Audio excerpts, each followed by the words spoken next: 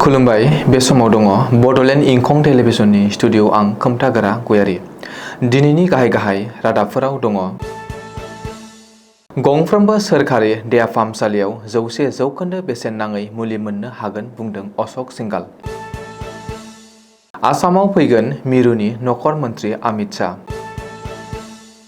जम्मु काश्मीराव हा गिसिखानाय जाथाय, सा 30 जिउ खहा आरो गं 22 रेलगारिनि सिबिथाय केन्सेल। धुबरीनि डुमरद'आव गंसे कारा रेलगारिजों सौग्रावदों, 4 सुबुङा खुनुरुखुमै जिउ रैखा मोननो हादों। मरिगाव जोबथेसालिनिफ्राय खारखोमानाय 2 कयदिया हमजाबाय। दानिया फैदिनि आबुं रादाबाव।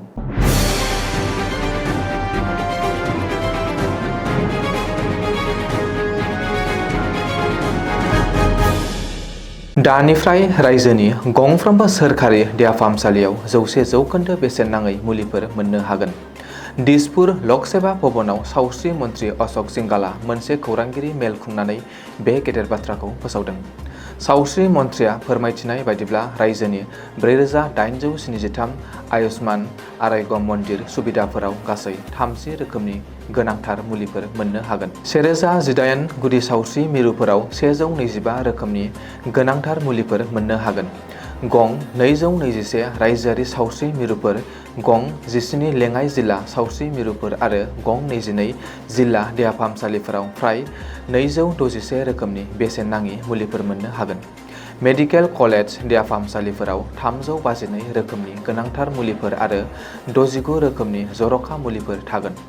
रायजोनि 99% देहा फाहामसालिफोराव सिगांनिफ्रायनो गोनांथार मुलिफोरखौ मोननो हाखाबाय होननानैबो सावस्रि मन्त्रि अशोक सिंघालआ खौरांगिरि मेलाव बुंदों। बबेखानि गोबां डक्टरफोरा जेनेरिक मुलिफोरनि जायगायाव ब्रेन्डेड मुलिफोर लिरना होयो, जाउनाव सोरखारि फार्मासियाव मुलिफोर मोननाय जाया। दानिफ्राय जुदि सोरखारि देहा फाहामसालिफोराव बेसेन नाङै मुलिफोर मोननो हाया, अब्ला बिसोरो WhatsAppनि गेजेरजों अजद होनो हागोन। सावस्रि बिफाननो 9864541430 नम्बराव अजद होनो हागोन। बेजों लोगोसे गंफ्रोम देहा फाहामसालिनि फार्मासिनि सिगाङाव दिन्थिनाय मुलिफोरनि मोनसे फारिलाइ थागोन होननानैबो सावस्रि मन्थ्रिया बुंदों। मख'नो गोनांदि सोरखारि देहा फाहामसालिफोराव डक्टरफोरनि आंखालखौबो सावस्रि मन्थ्रिया सिमान लादों। बिथाङा बुंदों दि रायजोआव रोंग'सार डक्टरफोरनि आंखाल दं। गथ'सा फाहामगिरिफोरनि रुजुनायाव एसेल' अनजिमानि जाहोनाव मेटारनिटि बिफानाव जेंनाफोर दं। आथिखालाव आसामाव साफ्रोम 1000 सुबुंफोरनि थाखाय सासे डक्टर दं। आसामाव फैगासिनो मिरुनि नखर मन्त्रि अमित शाह। साननैनि हाबाफारिजों गाबोन 28 आगस्तखालि आसामाव फैगोन अमित शाहआ। गाबोन मोनाबिलियाव गुवाहाटी बिरखं गाथोनाव लेन्डिं खालामगोन मिरुनि नखर मन्त्रि अमित शाहआ। 2 साननि आसामाव दावबायनायाव अमित शाहआ गुबुन गुबुन हाबाफारिफोर लादों। सुलुङाव फोरमायथिनाय बायदिब्ला गाबोन 28 आगस्तखालि कयनाटरानि रायजोआरि आलासि जिरायसालि नमायाव नखर मन्त्रि अमित शाहआ हर थागोन। 29 आगस्तखालि फुङावनो गुवाहाटीआव गोदानै लुफुंनाय राजभवनखौ बेखेवगोन। बेनि उनाव खानापारायाव खुंजानो गोनां पन्चायत थान्दैफोरनि मेलाव बाहागो लागोन। 29 आगस्तखालि बेलासिनि 4:30 रिंगायाव कलाक्षेत्रआव खुंजानो गोनां गलाब बरबरानि 100 बोसोर जोनोम सान फालिनाय हाबाफारियाव बाहागो लागोन। रिपर्ट बादिब्ला 29 आगस्तखालिनो मोनाबिलियाव नखर मन्त्रि अमित शाहआ दिल्ली फारसे रावना होफिनलांगोन। जम्मु काश्मीरनि ड'डा जिल्लायाव थाद'नाय गैयै रोजा अखा हानायनि जुनै गिख्रंथाव हा गिसिखादों। बे गिख्रंथाव हा गिसिखानाय जाथायाव मोगा-मोगि जादों वैष्णो देवी मन्दिर दावबायारिफोर।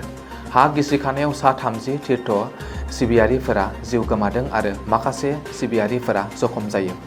बेनि अनगायैबो माखासे सम्पथिफोरा खहा जायो, जाउनाव वैष्णो देवी थानसालियाव दावबायनायखौ दोनथ'नो गोनां जादों होननानै सुलुङाव फोरमायदों। रिपर्ट बादिब्ला आट्ट'कवारीनि इन्द्रप्रस्थ रेस्टुरेन्टनि साखाथियाव हा गिसिखानाय जाथाया जादोंमोन।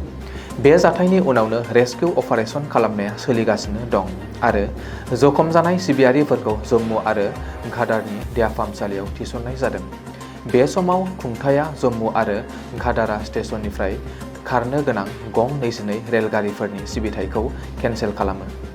गिख्रंथाव हा गिसिखानाय ओनसोलाव जिल्ला मावख'गिरिफोर आरो बिबानगिरिफोरा हाइ एलार्टआव दं। आरो जायखिजाया इमारजेन्सि थासारिनि थाखाय मोनसे हेल्पलाइन नम्बर फोसावदों। ओरैहाय जम्मुआव बे समाव रोजा अखा हाबाय थागोन होननानैबो बोथोर बिगियान बिफाना सांग्रांथि होदों। धुबरी जिल्लानि दुमरदुआव मोनसे गिख्रंथाव जाब्रबथाय। खारफुनाय गंसे रेलगारिया गंसे कारजों सौग्रावदों। सिलिगुरिनिफ्राय गुवाहाटी फारसे फैनाय WDG 4G 49131 नम्बरनि गंसे मालगारिया दुमरदुआव AS 17Q 8055 नम्बरनि गंसे कारखौ सौख्रेबदों। कारा रेलवे क्रसिं बारनो लानाय समावनो बे गिख्रंथाव जाब्रबथाया जायो। बे गिख्रंथाव जाब्रबथायाव काराव थानाय 4 सुबुङा खुनुरुखुमै जिउ रैखा मोननो हायो। कारा रेल लाइनआव थाबथानायनि उनावनो गोबारै खारबोयो रेलगारिया। जाउनाव 2 फरायसुलिया गुबुन सासे उन्दै फरायसुलिखौ लानानै गारिनिफ्राय बारजुमना खारनानैसो आरो गावसोरनि जिउ रैखा खालामनो हायो। बे जाब्रबथायनि उनाव मालगारिया 1 घन्टानिख्रुइबो बांसिन सम थाबथानानै थानो गोनां जायो। बे गिख्रंथाव जाब्रबथायाव ओनसोलाव बयखौबो सोमोनांहोदों। जायगानि सुबुंफोरा अजद होनाय बायदिब्ला रेल गेट गैयैनि थाखायनो दिनै बे गिख्रंथाव जाब्रबथाया जानो हादों। मरिगाव जोबथेसालिनिफ्राय वाल बारनानै खारखोमानाय 2 कयदी हमनो हाबाय। जोबथेसालिनिफ्राय खारखोमानायनि 6 सान उनाव हमना मोनफिनदों 2 कयदी। मरिगाव पुलिसनि SITआ कर्नाटकनिफ्राय हमनो हादों बै 2 कयदीखौ। सुलुङाव फोरमायथिनाय बायदिब्ला मरिगाव जोबथेसालिनिफ्राय खारखोमानाय 2 कयदीआ कर्नाटकआव खारखोमाना दंहैयोमोन। बबेखानि जोबथेसालिनिफ्राय खारखोमाना हमजाफिननाय 2 कयदीखौ जियारुल इस्लाम आरो सुब्रत सरकार होननानै सिनायथिनो हादों। रिपर्ट बादिब्ला जियारुल इस्लाम आरो सुब्रत सरकारा पक्स' आयेननि सिङाव 20 बोसोर जोबथेसालिनि साजाखौ मरिगाव जोबथेसालियाव रुजुनगासिनो दंमोन। सिगाङावबो जियारुलनि मदद होनायाव 7 कयदी जोबथेसालिनिफ्राय खारखुमालांनो हादोंमोन। दुथां जियारुलआ गले गले खारखोमादोंमोन जोबथेसालिनिफ्राय।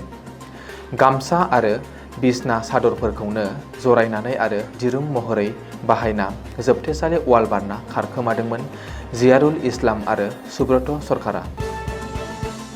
दिनैनि रादाबा एसेनोसै। गोजोन्थों।